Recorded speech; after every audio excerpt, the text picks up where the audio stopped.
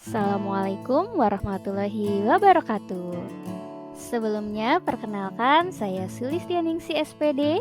Saya calon guru penggerak angkatan ke-7 dari SMP Sidkia Islamic School Kota Bekasi.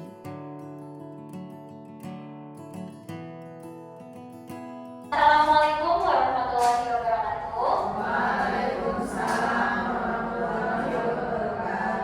Alhamdulillahirabbil alamin wassalatu wassalamu ala asrofil anbiya'i wal mursalin wa ala alihi wa sahbihi ajmain. Asyhadu an la ilaha illallah wahdahu la syarikalah wa asyhadu anna Muhammadan abduhu wa rasuluh. Amma ba'd. Alhamdulillahirabbil alamin, mari kita panjatkan puji dan syukur kehadirat Allah Subhanahu wa taala karena berkat karunia-Nya, hidayah-Nya kita masih bisa berkumpul di sini, diberikan nikmat iman dan kesehatan. Salawat dan salam mari kita haturkan kepada junjungan Nabi besar kita, Nabi besar Muhammad Sallallahu Alaihi Wasallam. Karena berkat kehadirannya ke dunia, kita dibawa dari zaman jahiliyah ke zaman yang terang-benderang dengan ilmu pengetahuan ini. Alhamdulillah pula pada siang hari ini, terima kasih saya ucapkan kepada Bapak Ibu sekalian karena telah menyempatkan hadir memenuhi undangan saya untuk saya berbagi, sharing tentang pengalaman dan apa yang sedikit yang saya dapatkan dari program guru penggerak yang sedang saya jalankan. Pada kesempatan kali ini saya ingin sedikit berbagi dengan tema budaya positif. Kita lanjut aja ya. Nama sudah tentu sudah kenal ya Bapak Ibu ya. Nama saya Sulistianingsi SPD dari SMP Sidkia Islamic School Kota Bekasi, calon guru penggerak angkatan ke-7.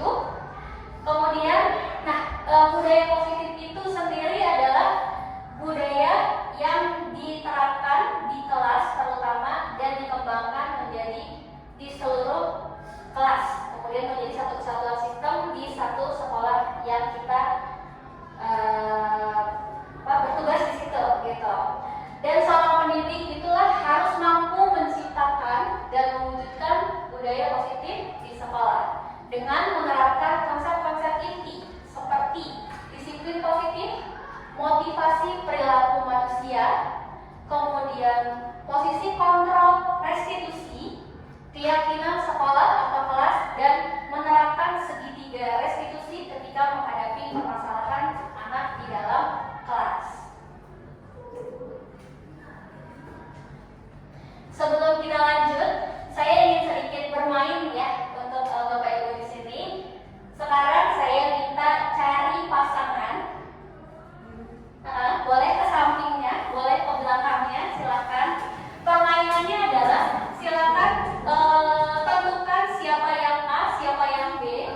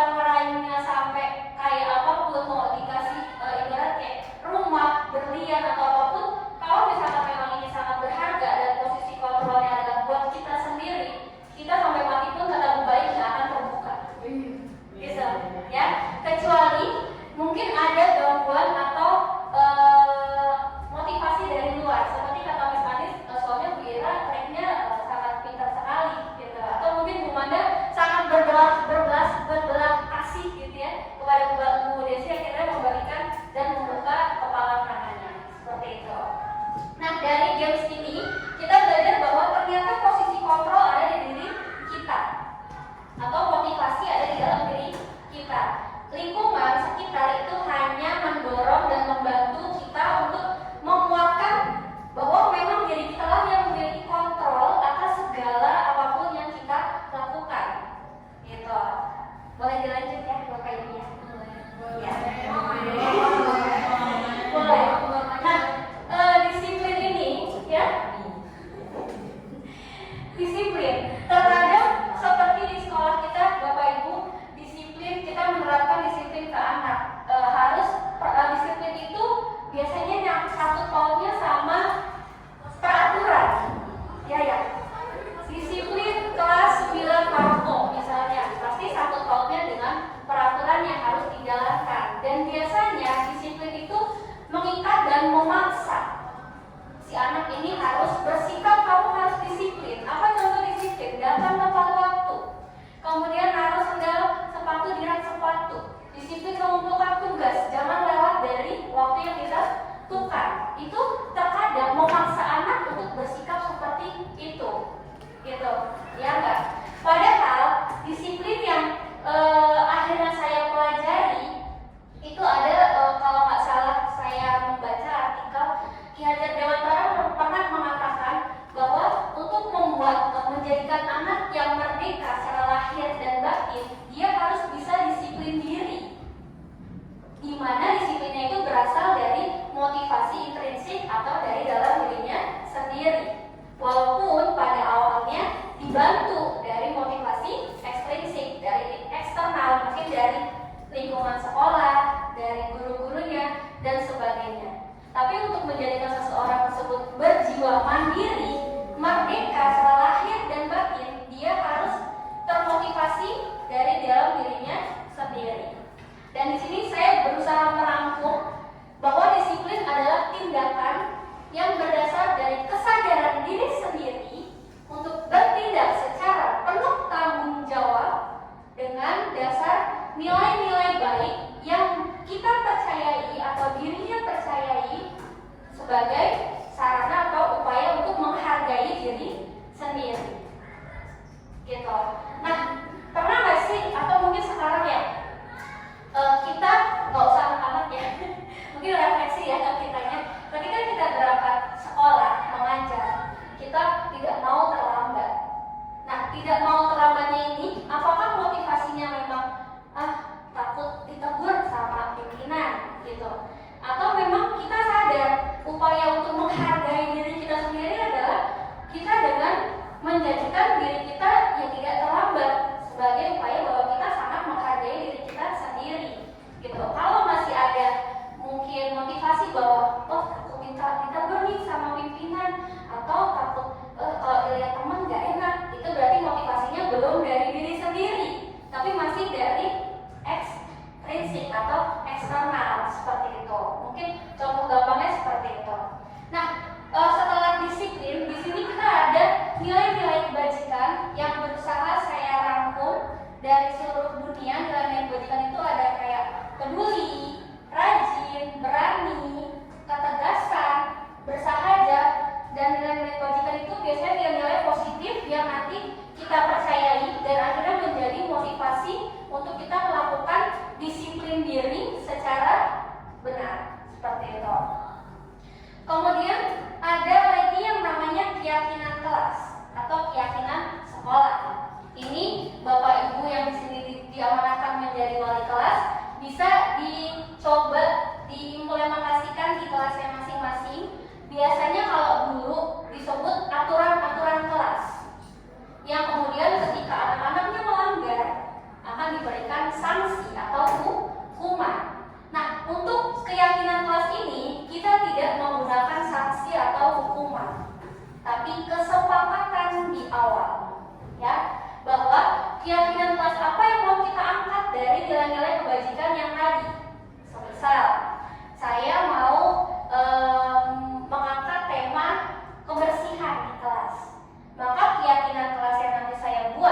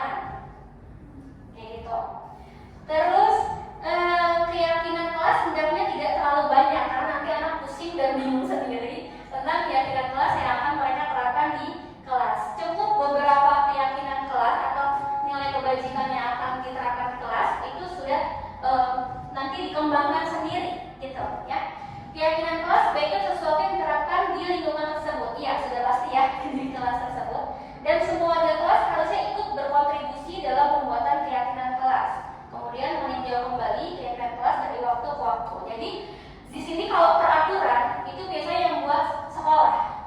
Siswa tidak diikut sertakan dalam membuat peraturan. Tapi keyakinan kelas, kita diskusi sama anak-anak, diskusi tentang keyakinan kelas apa nih yang mau kita terapkan di kelas ini supaya kalian belajar dengan nyaman dan tenang, tidak ada gangguan dan hal-hal lainnya. Nah, nanti itu bisa ditulis dan bisa ditandatangani dan ditempel di kelas sebagai pengingat bahwa kelas kita punya keyakinan kelas ini dan harus diterapkan selain dari peraturan kelas peraturan sekolah yang sudah ada. Nah, dari slide yang pertama tadi, saya berusaha rangkum disiplin positif dan kebajikan universal itu adalah kesadaran seseorang untuk melakukan sebuah tindakan positif atas dasar bertanggung jawab dan menghargai diri sendiri sesuai dengan nilai kebajikan universal. Tujuannya adalah menanamkan motivasi pada murid-murid kita, yaitu menjadi orang yang mereka inginkan dengan menghargai diri sendiri. Dasarnya yaitu nilai-nilai kebajikan yang mereka percayai. Nah, setelah disiplin positif dan kebajikan universal, saya akan share juga tentang motivasi perilaku manusia yang mendorong mereka melakukan sesuatu setiap harinya. Seperti itu. Yang pertama, biasanya mereka melakukan sesuatu karena menghindari ketidaknyamanan atau hukuman. Semisal, hari Senin kita upacara jam 6.45. Anak bangun jam 5, kemudian buru-buru ke sekolah dengan alasan, "Mah, aku takut dihukum kalau misalnya terlambat sekolah dan terlambat ikut upacara." Biasanya dibarisin beda ya dari teman-temannya, malu sama teman-temannya. Itu motivasi yang pertama. Motivasi yang kedua untuk mendapatkan imbalan atau penghargaan dari orang lain. Misalnya, aku mau nilai matematika aku 100 biar dikasih hadiah mama iPhone 14 Pro Max gitu. Ya. Misalnya seperti itu adalah motivasinya karena ingin mendapat imbalan. Yang ketiga adalah untuk menjadi orang yang mereka inginkan dan menghargai diri sendiri dengan nilai-nilai yang mereka percayai. Nah, dari motivasi ketiga ini, motivasi yang pertama dan kedua itu datang dari luar dirinya atau eksternal, ekstrinsik. Begitu. Sedangkan motivasi yang terakhir adalah tertanam dan tumbuh dari dalam diri kita atau dari diri anak-anak masing-masing. Nah, ini ya yang tadi saya sebutkan bahwa motivasi eksternal itu yang pertama dan kedua, dan internal adalah yang ketiga.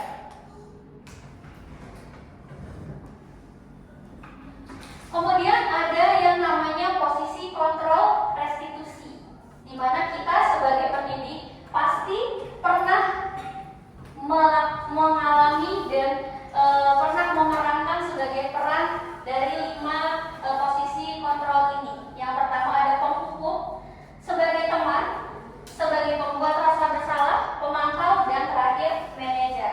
Boleh saya jelaskan sedikit satu-satu ya Bapak Ibu ya. Penghukum, biasanya pernah nggak kita dulu waktu sekolah atau kita melihat ya sehari-hari anak salah terlambat atau tidak mengumpulkan tugas, kemudian kita hukum mereka lari di lapangan, atau mungkin pernah dengar anak yang nggak ngumpulin tugas atau terlambat atau salah pakai seragam, akhirnya suruh nyapu halaman, suruh ngepel kamar mandi, WC dan sebagainya. Itu kita bertindak sebagai penghukum, memberi hukuman. Kemudian pembuat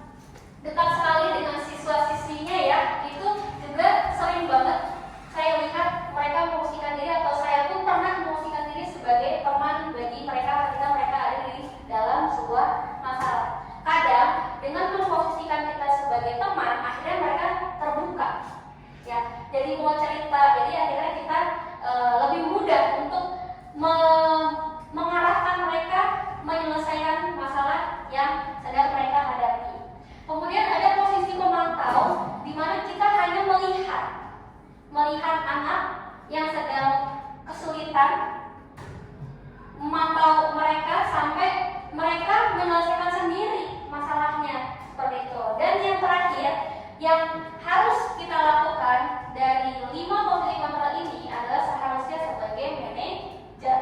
Apa itu manajer, teman-teman? Manajer bahasa Inggrisnya apa, Miss Anis?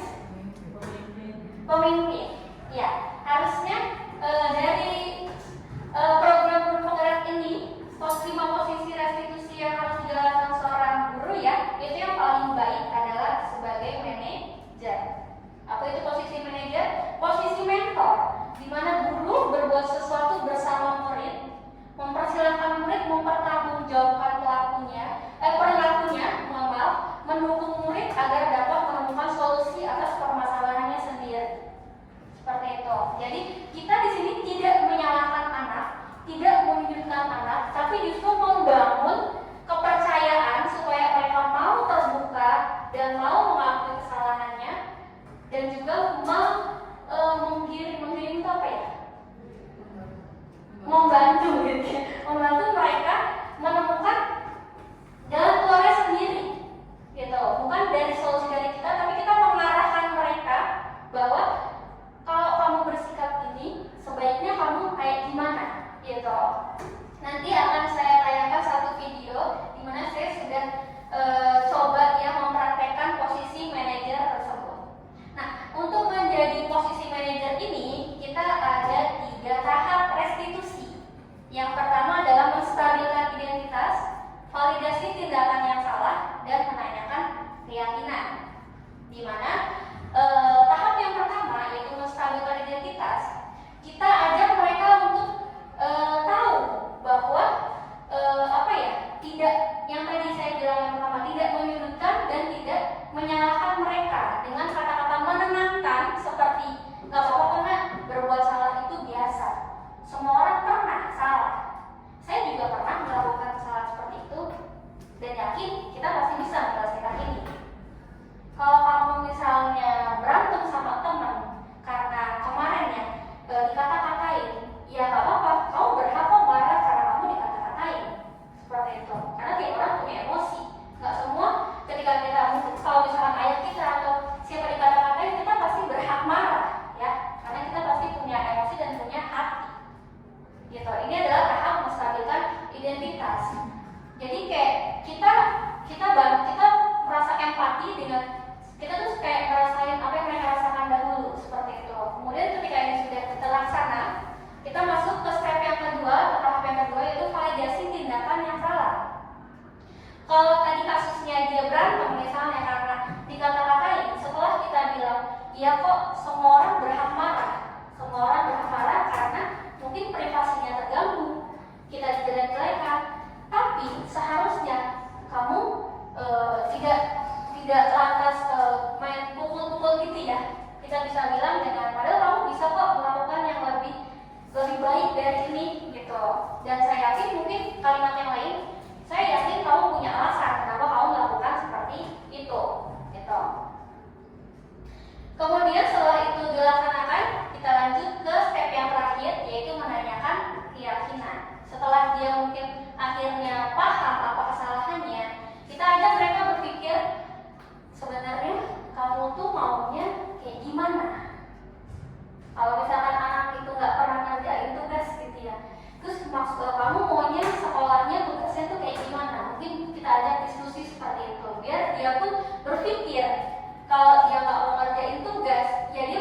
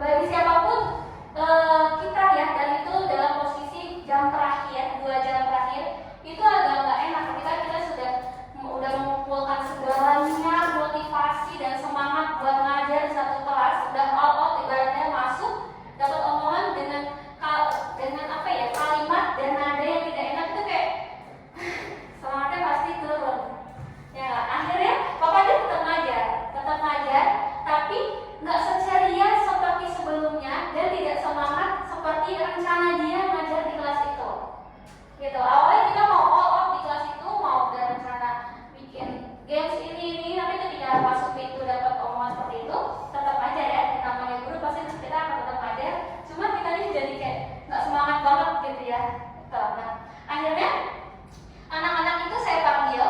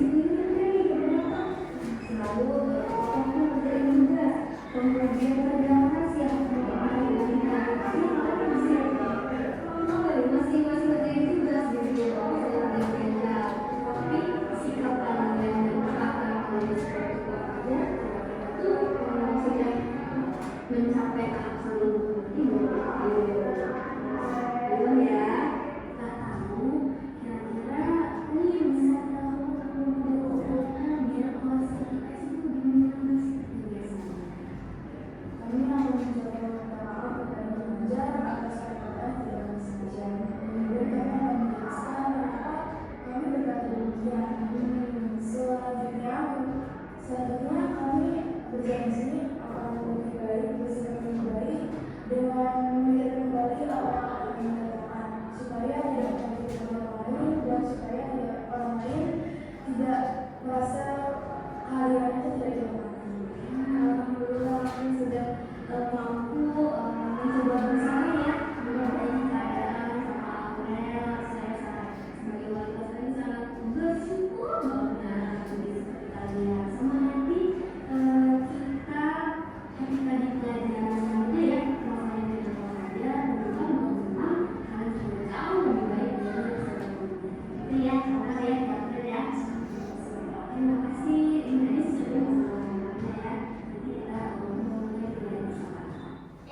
Mungkin seperti itu ya Bapak Ibu.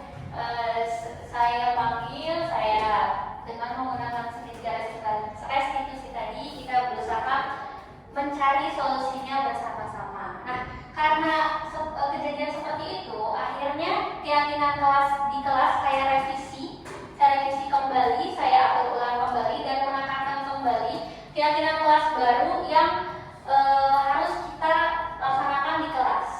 Seperti itu. Di sini saya ambil 6 nilai kebajikan universal yang saya angkat. Ada menghargai, menghormati, kejujuran, kasih sayang, tanggung jawab, dan berani. Masing-masing nilai kebajikan ini mempunyai banyak anak ya. Maksudnya kayak misalkan menghargai, mulai dari menghargai guru yang hadir di kelas itu, menghargai teman sesama, menghargai privasi atau masing-masing dari teman-temannya di kelas itu. Seperti misal kasih sayang itu bisa diungkapkan dengan mungkin tidak memilih-milih teman ketika berinteraksi di dalam kelas, tidak membuat kelompok-kelompok kecil karena setiap dalam kelas itu adalah semuanya kasih sayangnya sama terhadap temannya. Seperti itu. Ini contoh yang sudah saya terapkan di kelas saya. Kemudian setelah saya melakukan tindakan tadi atau saya melaksanakan aksi nyata dari modul yang saya pelajari dalam pendidikan guru penggerak ini, saya merasakan perubahan ya, yaitu yang dahulu saya mungkin di awal kita peraturan kelas gitu ya, peraturan kelas, kemudian saya ubah menjadi keyakinan kelas ya, yang dibuat bersama-sama. Sebelumnya saya cuma share PowerPoint, ini loh peraturan kelas di kelas matematika, tapi setelah saya belajar kemudian saya mengganti peraturan kelas itu dengan keyakinan kelas yang dibuat oleh bersama-sama dengan anak-anak di kelas tersebut gitu. Kemudian perubahan yang saya alami adalah tadinya saya lebih sering dengan posisi kontrol, pembuat rasa bersalah dan teman, atau bahkan saya pernah sebagai penghukum, posisi pemberi hukuman. Kemudian saya beralih menjadi posisi kontrol adalah manajer, seperti itu. Kemudian saya pun mengubah peraturan dalam tata tertib di kelas dengan keyakinan kelas dari nilai kebajikan bersama, menangani siswa yang kurang menghargai guru ketika berada langsung, juga ketika mendapati siswa yang makan di sela-sela pembelajaran, itu juga pernah saya alami seperti itu. Nah, mungkin itu saja ya Bapak Ibu yang bisa saya sharing kita untuk hari ini. Semoga apa yang saya share itu yang baik-baik silakan diambil, yang kurang baik itu nanti kita bisa diskusi bersama. Terima kasih juga untuk kehadirannya. Mohon maaf kalau ada salah kata. Next time saya saling-saling lagi ya Bapak Ibu ya. Dan kalau bisa bolehlah ikutan Bu Tia ya, Bu Eka atau Bu Sekar jadi guru penggerak juga. Welcome ya Bu Febri juga nih. Oke, terima kasih Bapak Ibu. Assalamualaikum warahmatullahi wabarakatuh.